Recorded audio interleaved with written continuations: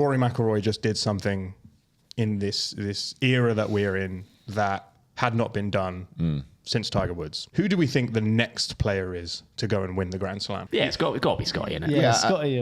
I think Scotty is the only person realistically who has the chance. There's a couple of people that was like, I remember when like Morikawa was leading at Augusta, and you were like, if he wins, he's one away. Yeah, you were like, yeah, it was where did that go? You know, obviously Xander's won a couple now, but yeah, you got to say Scotty's I think Scotty, because like he is so dominant and he has a game which, you know, pretty much translates to any single golf course. You would expect him to be able to rise to the top and claim it sooner rather than later. The thing is, though, with what you do see throughout history within golf, you have to take advantage of those moments where you are on top. Yes. Yeah, absolutely. Because it goes so fast. It doesn't take a lot. It really doesn't take a lot for a golfer to go from being literally the best player in the world to being a top 10 player in the world and not being able to win a major. Because major's hard anyway. But I think you got Scotty. I would say Rahm has like a game which is transferable. Obviously, you know, he has won. He's won the Masters. He's won the US Open. Not won the Masters, sorry. Yeah, he's won the Masters. Won the US Open. You were right. You were right. Sorry, world's gone. So there are a few players, and you got Spieth, who only has the USPGA to go, but you know it feels like he is a long way off. It's the same thing about Phil. You're like. He should have done it. Should have done it. He's been so close. But now you're like, I don't know if you can actually keep up in the era that we're playing in now. Obviously, the game is still there to a certain extent, but that's where I think about Spieth. I think you had your chance. There was an era where you were just untouchable. Yeah. I think it's very similar to Morikawa. Morikawa's era was very short, but there was an era where, when in that year that he won the Open, you're like, oh my God, he's going to win everything. He's so good. I think Xander's one where I think he has he had quite a bad 2025, but like I think he's got potential to kind of. I think his game kind of covers all areas. Yeah, no, he's class. So I mean, there are a couple, but. Obviously, kind of Scheffler and Rahm are probably the two for me. And the only problem with Spieth is, at the moment, keeping the consistency level there for 4 rounds seems to be a real kind of issue. Yeah.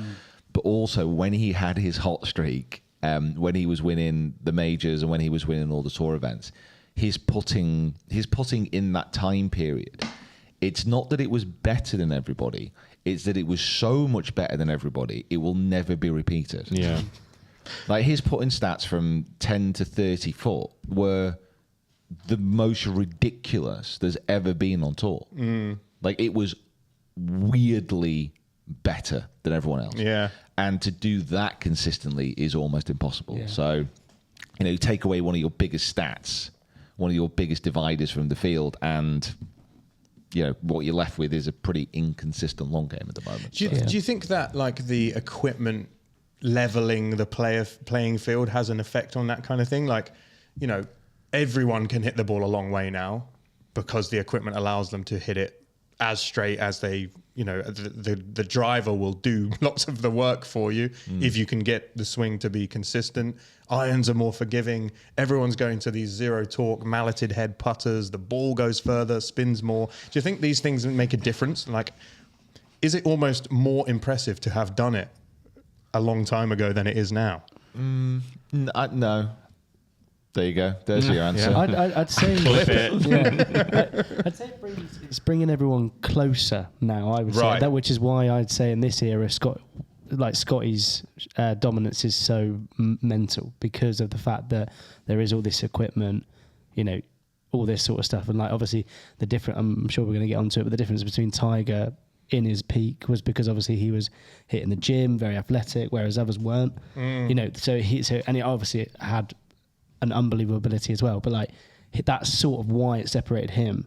And now Scotty's in this era where he, the equipment's there, all of this information is here. You've got the top everything for all the top PGA Tour players will have all of this whole team behind them. Yeah, nutritionists and fitness and ice baths and all of the stuff. Exactly. So Scotty's dominance is just mental. That's got to be. It's got like his dominance has got to be all in his head. I think what you have is like Scotty, your Hogans, obviously Nicholas, like Palmer's, these kind of guys. Stick them in any era and get them into golf, and the chances are they are going to be a dominant force within whatever era they're dropped into. I think Kieran's right. What you'll find is with how the modern game has progressed, the exceptional players are still exceptional, right? But the mass of really good golfers has increased exponentially. Yeah, so it's brought people. It's brought the whole level of the game up. But your exceptional golfers are still going to be, out there in front. And I think that's the same with any sport.